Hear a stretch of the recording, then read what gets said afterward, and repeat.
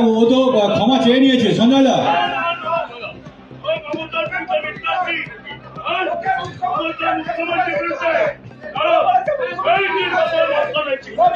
দেখুন দাদা, আমি কিন্তু উদ্দেশ্য প্রণোদনা বলিনি, ঠিক আছে? যদি আমার মনে হয়, ঠিক আছে বলছেন মানুষ দা বলছেন। দেখুন, আলু সম্বন্ধে মেদিনীপুরে যে ক্ষতিটা হয়েছে সেই হিসাবে তুলে ধরা হয়েছে। আমি এটা অনুরোধ করছি আপনাদেরকে, ঠিক আছে? যদি আপনারা মনে করেন যে আমাদের কথাটা ভুল, তাহলে ভুল, ঠিক আছে?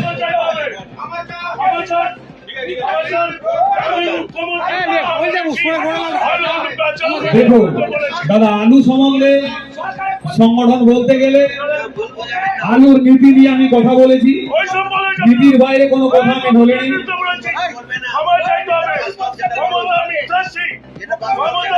আলু নিয়ে যেটা বলেছি আমি সেই হিসাবে বলেছি,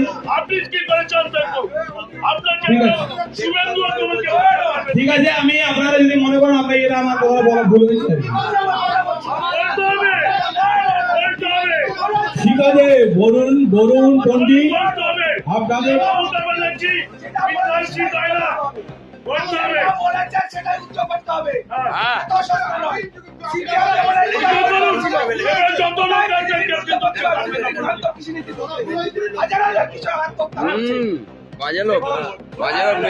ভুল হয়েছে বলতে কি, আলু নীতি সম্বন্ধে যেটা বলেছি আমি, আলু নিয়ম।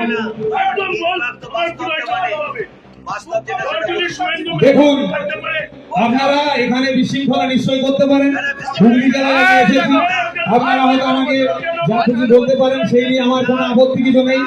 আলু সংগঠন সম্বন্ধে যেটা আমার মনে হয়েছে আমি সেটা বলেছি। আলু নীতি সম্বন্ধে সরকারের সমালোচনা আমি নিশ্চয় করেছি যে নীতিটা ভুল, কিন্তু আমি প্রথমেই বলেছি যে কম্বল বেটাই মানে আমাদের উদ্দেশ্য সেটা নয়। আমি বলছি মুখ্যমন্ত্রী এবং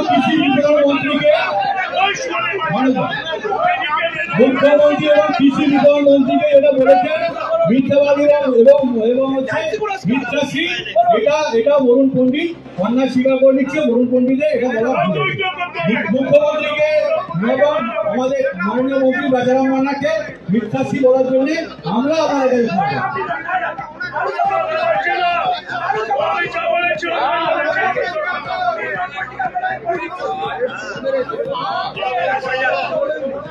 দেখুন,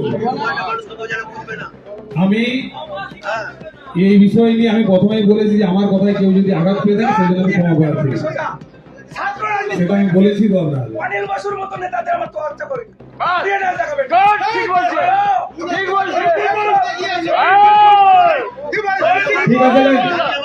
ঠিক আছে, যদি আমার ভুল বলা হয়েছে, ঠিক আছে?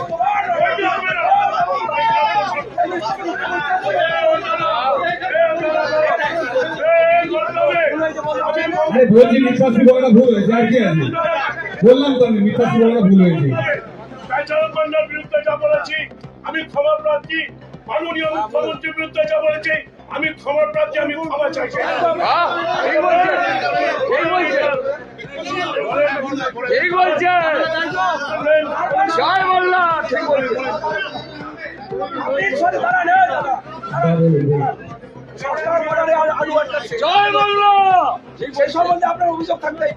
না না, সরকার বর্ডারে আলু আটকাচ্ছে বলতে দাদা আমাদের মেদিনীপুরের আলুগুলো বিক্রি হয়নি, আমরা বাইরে গেছি, কেউ বলেনি। তখন তো আপনারাও আগে এসে বলেননি।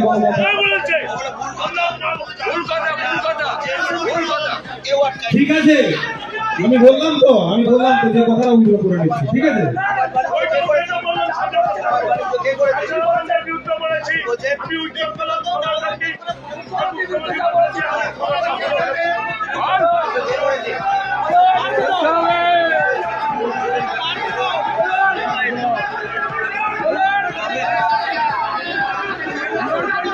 দেখুন দাদা, আমি একটা কথা বলি, আমি কিন্তু বারবার বলেছি যে আমি যেটা বলেছি আলু নীতি সম্বন্ধে বলেছি। আপনারা এই করে আমাকে যা করবেন করুন, আমার কোনো আপত্তি কিছু নেই। আপনারা যে আমার মারধর করেন, আমরা যে মারধর করেন, তারপরে মিডিয়া যা চিন্তা ভাবনা করবে করুক। আমি মনে করি যে আলু নীতি সম্বন্ধে আমি যা কথা বলেছি ঠিক বলেছি। যা ভালো বুঝবেন আপনারা করুন, আমার কোনো সমস্যা নেই। আমি দায়িত্ব নিয়ে বলছি, আমি যাচ্ছি আপনাদের সামনে, আপনারা যা মনে করবেন করুন। আমি বলছি যে আমাদের মানবদা এবং সঞ্জয় দাদা আছেন, আমাদের জেলা পরিষদ সদস্য।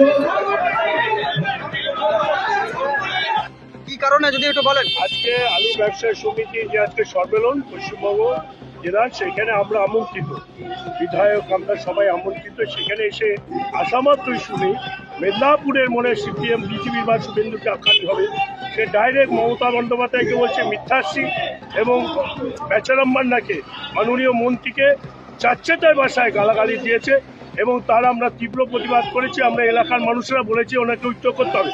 সরাসরি আমরা বলেছি যে মমতা বন্দ্যোপাধ্যায় এবং অভিষেক বন্দ্যোপাধ্যায়, মমতা বন্দ্যোপাধ্যায় এবং বেচারাম মান্নাকে এ ভাষায় তীব্র ভাষায় গালাগালি আপনাকে উচ্চ করতে হবে। ও ঘুরিয়ে বলছে যা আমি যেটা আলু ব্যবসায় সমিতি বলছি করেছি, কিন্তু আমি মমতার কাছে এবং বেচাদার কাছে, বেচারাম মান্নার কাছে সেইভাবে আমি ক্ষমা প্রার্থী নয়। আমি যেভাবে বলছি ঘুরিয়ে বলছে আমি ঠিক করিনি। ক্ষমা কি চাইলেন উনি? না, ক্ষমা চাইনি।